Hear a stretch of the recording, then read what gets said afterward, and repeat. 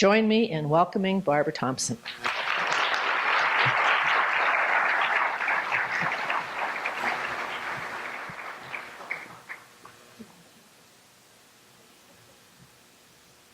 Thank you so much. It is such a pleasure to join you today and to celebrate the incredible hard work of the students. I have to say that the quality of the exercise is at least that of a law school question, if I can, or exam question, if I can remember that far back. So I want to ask you to give yourselves a hand, students. I was lucky enough to observe some of the presentations this morning, and I am so impressed. I was very excited about this scenario because, as Linda said, these are questions that we come across every day at Mountain States, who have attorneys that hopefully deal with employers before trouble becomes a lawsuit. So we want to have our members call with just this kind of question. And invariably, the conversation starts out, "You are not going to believe what happened today." And so I was also excited that this exercise involved students, and students that are not very far past their teenage years. And as the mother of a 19-year-old and a 21-year-old, I am incredibly impressed at the level of sophistication that you students demonstrated. Teenage years are tough years for application of ethical principles. It wasn't so long ago that I attended my son's high school graduation rehearsal, and I was standing with two mothers of my son's best friends. We were hanging out and talking about how glad we were that we made it through, and that I wanted to thank them because Evan had spent so much time at their house. He was always saying, "Charlie's mom is making pizza. We're going to spend the night at Oliver's." So I thanked them for that, and they looked at me and said, "We haven't seen Evan in 2 months." And I said, "What?" And they said, "Well, we thought they were at your house." And they looked at me in my face and they said, "Barbara, don't you know by now how to tell when these kids are lying? Their mouth is moving." And I say that not to imply that these kids lack ethics, but the ethical principles that the Daniels Fund has identified includes transparency and trust and accountability. And I think teenagers kind of run into those when they're concerned about their privacy and their independence. And so I think that there is never a black and white answer, but I think as parents we have a job to make sure that the transition from teenage years into college and the workplace takes place, and that our kids go into the workplace with some idea of the expectation that businesses have around ethics. I am absolutely not worried about any of you students tonight because you have an uber level of awareness around ethics now. You've done such a great job. But I think employers really need to step up and think about the tools that they have to make sure that expectations are clear. You know, Joe Blake spoke last night, and I loved what he said about the biggest ethical dilemmas happen when you encounter the unexpected. And the more unexpected and the faster you make a decision, the bigger the mistake that could be made. And so what do employers do? They manage expectations, and they're clear in what those expectations are. And there are a lot of learnings from this exercise. We have the Code of Business Conduct, you have ethics hotline, you have a complaint procedure, an ethics officer, a gift policy, a conflict of interest policy. There are all these tools that employers can use now to make sure that their organization practices good ethics. And they need to do this from the very beginning. They need to do it through the recruitment and through the orientation and the training and the communication. And I think this exercise showed very clearly that the leaders need to role model, and they need to enforce any rule breakers. They need to enforce their code of ethics. So what happens when, I thought this was another interesting aspect of your case study, when there are allegations of misconduct in the workplace.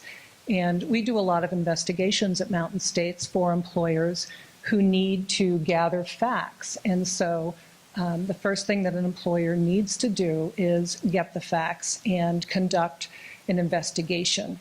I'm going to keep my mouth from totally drying out. And that has created, investigations in the workplace has created some very interesting issues. Is it a reasonable expectation to require an employee to tell the truth when they're participating in an investigation? Is it a reasonable expectation to require an employee to participate? There was so much emphasis and focus, students, if you recall, on the first thing that we needed to do was talk to Olga and get the facts and investigate and figure out what the true facts were before we made assumptions, before we proceeded. So what would have happened if Olga denied anything that had been overheard, or if she refused to participate in the investigation? What would have been the consequences, and what would have been the next steps? Would there be discipline involved? And again, she didn't do anything wrong, so probably not in this case.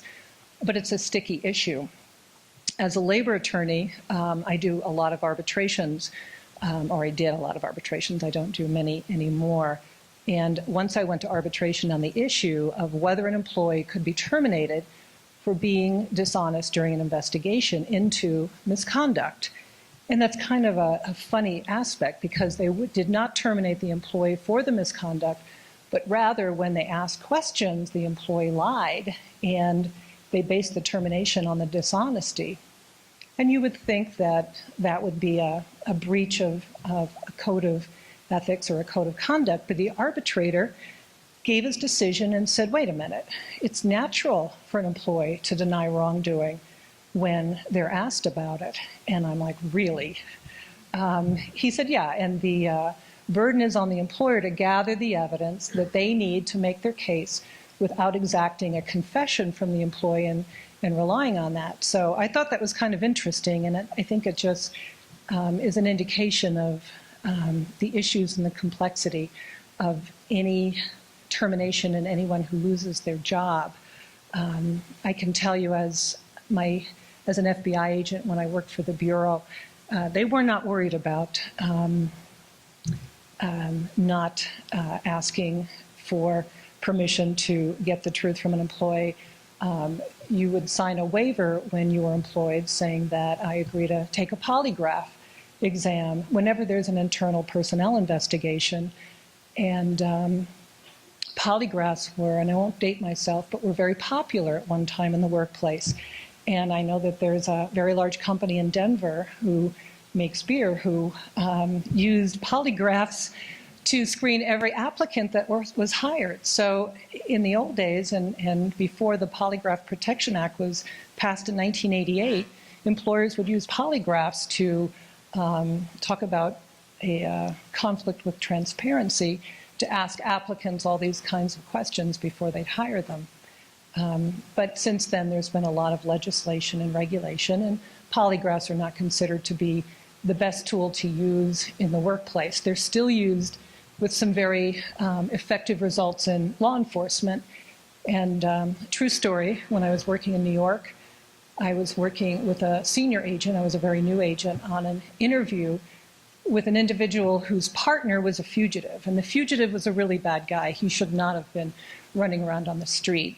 So we were trying to find out from his partner where this fugitive was. And he agreed to submit to a polygraph. So Mike, and we'll call this agent Mike, brought in the box, and he had sensors, and he attached them to his arm and to the chest and to the fingertip, and started asking the control questions, which are the questions that were going to be true. So what's your name, what color are your eyes and your hair? And he'd push a button, and out would come a piece of paper, and on it was written in big, bold letters, truth. And so once he was done with the control questions, he got to the tough questions. And Mike knew that the partner, the crime partner, was starting to be untruthful. So he'd push a button, and out would come a piece of paper, and it said lie. And he was a little surprised, and he asked more questions and more untruths. He pushed the button and lie, lie, lie. Finally, the partner was so flustered, he started telling truthful answers, and the information led to the apprehension of the fugitive. So is that an ethical use of polygraph? Do any of you think that's kind of a strange way for a polygraph to work?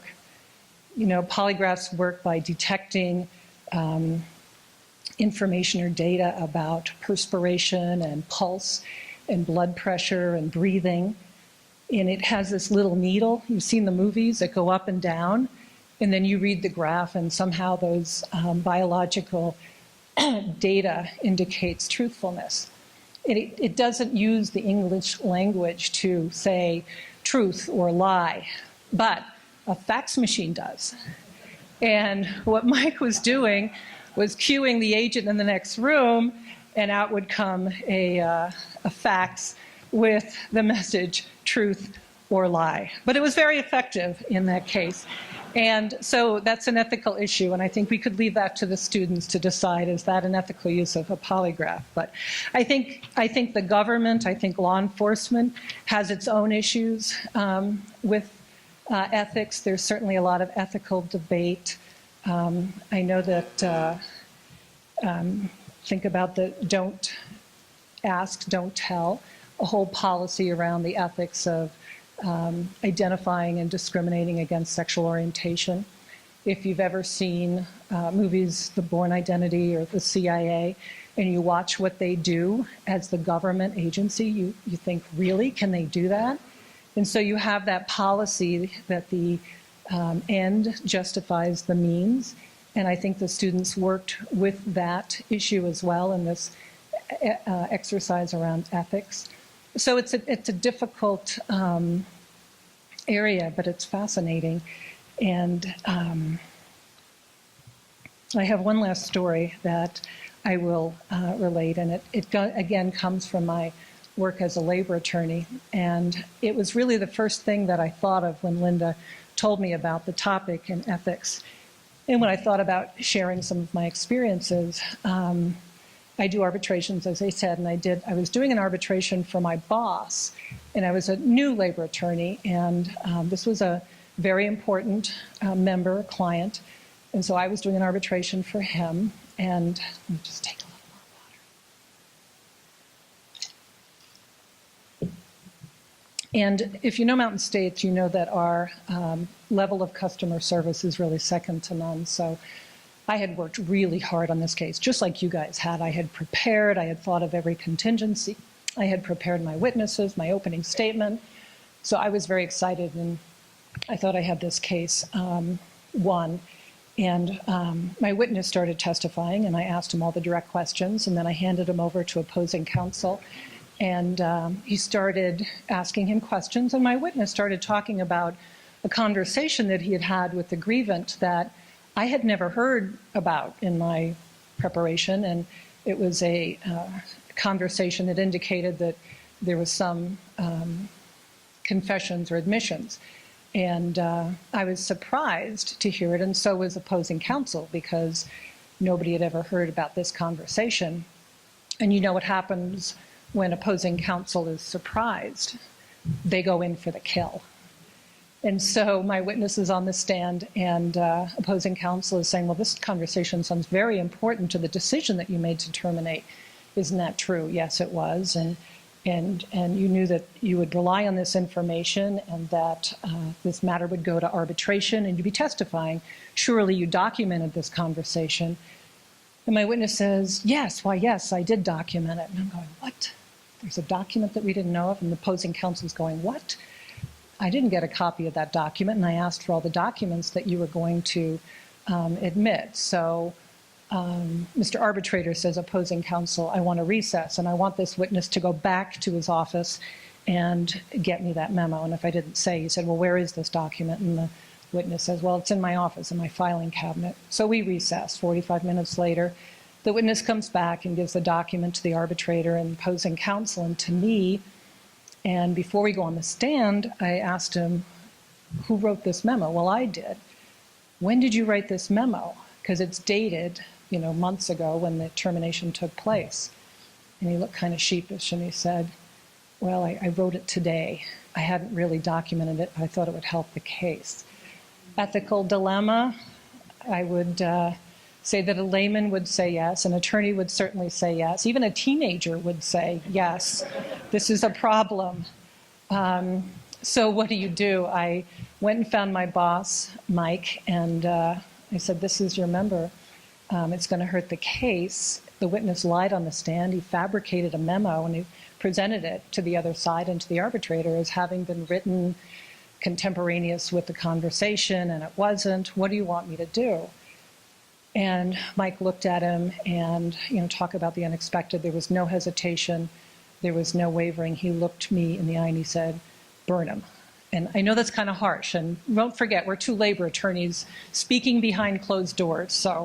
But those two words, burn him, struck me and was etched in my memory as far as the standard of ethics that I knew I would be supported from my boss and from MSUC. And we never wavered from that. So I want to congratulate all of the competitors for the hard work you did, and certainly the winners. And I don't know if there's top 3 teams or just one team. Top 3 teams. Congratulations, and thank you so much for having me here, and enjoy the rest of the program.